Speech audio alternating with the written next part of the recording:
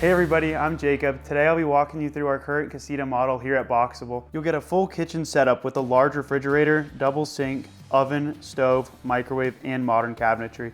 In the bathroom, there's a deep shower, vessel sink, backlit mirror, and toilet. This space is huge as it measures 19 by 19 feet with soaring 9-foot ceilings, 8-foot doors, a combo washer dryer unit, a full HVAC system, and a 100 amp electrical panel. The designer style closet shown in some units is not included, but it is available as an optional upgrade. So we get a lot of questions on how the appliances are transported.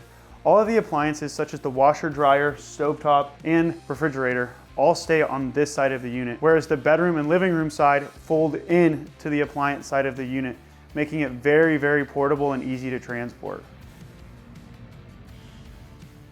This is the first video in a new series where we're going to be answering the most frequently asked questions about BOXABL. We want to make sure that we keep you guys as informed as possible. If you found this video helpful and want to see more deep dives into our homes, be sure to like and subscribe and comment any questions down below.